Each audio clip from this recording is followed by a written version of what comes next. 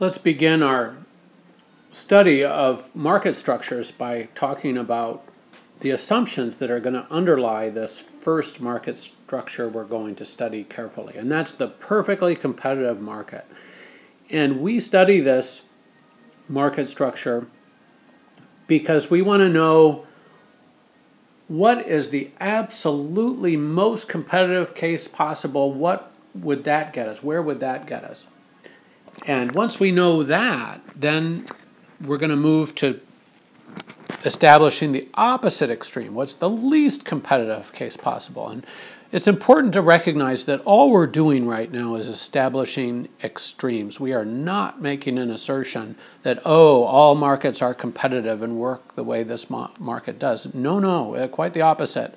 These are very, very restrictive assumptions, and only some markets sort of meet them. So, and you know, markets that aren't perfectly competitive, yeah, we can approximate some things about those markets with the perfectly competitive model, but we're also going to get it wrong sometimes when we're using the perfectly competitive model to describe a market that isn't competitive, perfectly or otherwise. So, let's take a careful look at these assumptions before we go on into the technical analysis. I've got a picture of wheat here, and this is what wheat looks like when it's on the plant. Looks like pretty near harvest time for this wheat.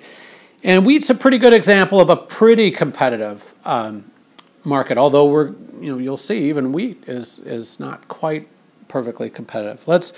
Let's talk about what we need to get the most competitive case imaginable, and it's really an imaginary case. Almost every market you will encounter in the next week of your life, I would even say every market that you're going to encounter as a consumer in the next month, it's going to be something different than a competitive market. All right, but let's go on. It's useful to know the competitive market case as we deviate from there. All right.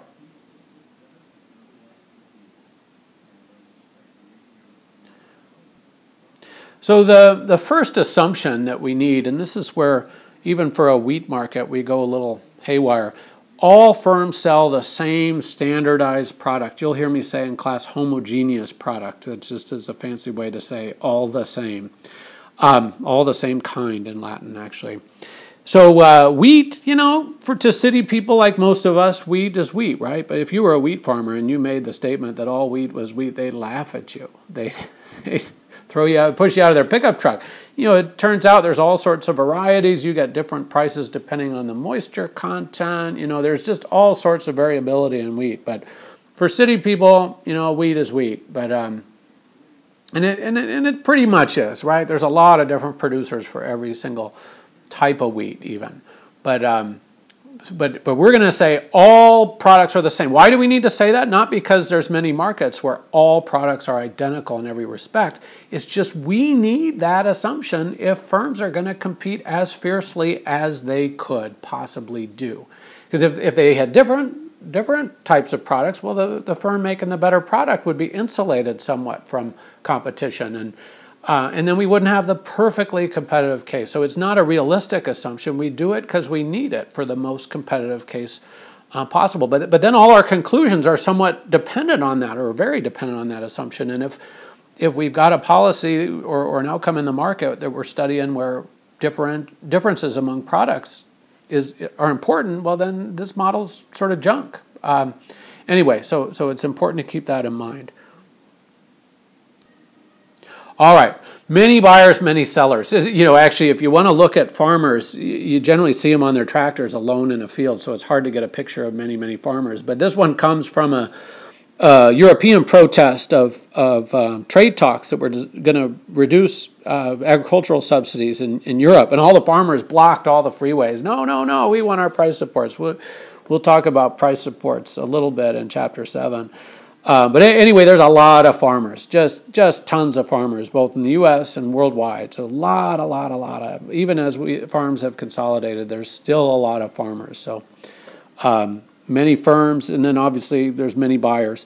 Of raw wheat, there's a lot of food makers that process wheat. And so even at the wholesale level, there's still going to be many buyers. But as consumers, when we go into the store and buy wheat, you know, there's a lot of makers of bread, and there's a lot of makers of Hefeweizen beer and that kind of thing. But really, a lot means something usually you could count on one hand. But in the perfectly competitive model, the assumption is that there's an infinite number of firms. If you've got, I don't know, 40 or 50 firms, clearly you have a lot of competition.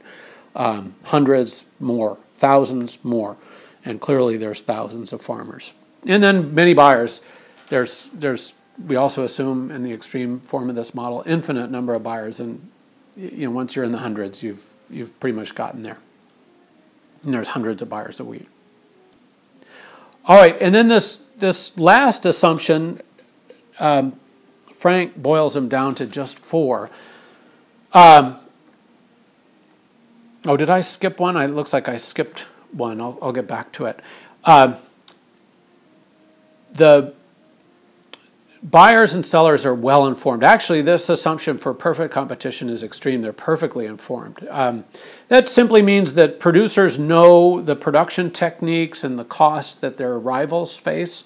Buyers know if, you know, there's a loaf of bread on, you know, for sale for $3 at Safeway. They know that it's $3.10 at Fred Meyer's and $2.90 at Walmart, etc. They know all these things. In the real world, that isn't true, although for buyers, the cell phone technology where you can scan the barcode and then get an immediate comparison, we're getting there, actually.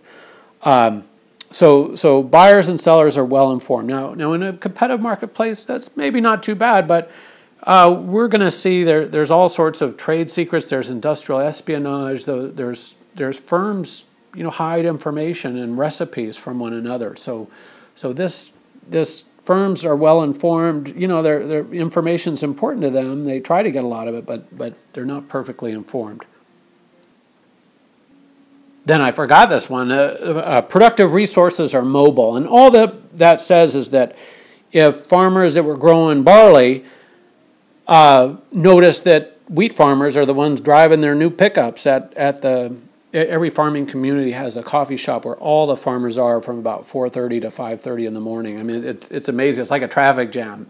I used to work on a farm, so I know these things. But you know, farmers share a lot of information with each other. And if the guy driving the pickup or the gal driving the brand new pickup is growing barley, and everybody else is growing other stuff, they're going to notice, oh wow, that barley farmer is doing real well. They're listening especially hard when that person's talking. And you know, next year comes around, they'll be thinking about planting barley instead of wheat. And likewise, if wheat is the crop that, you know, the farmers growing wheat are driving the new pickups, while, you know, the next cycle comes around, there's going to be a lot more wheat farmers. And simply put, this resources are free to leave one sector and go to the other sector, go to other sectors when, you know, the producers believe they can make more money in these other sectors. And that's it. And again, some of them are pretty reasonable in a lot of markets. Many buyers, many sellers for sure. Mobile resources, yeah, pretty mobile. But even in this, in a wheat market, that standardized product is sort of absurd once you start looking at it carefully. And so too is the perfect information. So these are really extreme assumptions. We're documenting the most competitive case imaginable, but we are imagining for most of the time. Most markets are somewhat uncompetitive. There's still some pretty competitive markets that aren't perfectly competitive. Made with Doodlecast Pro.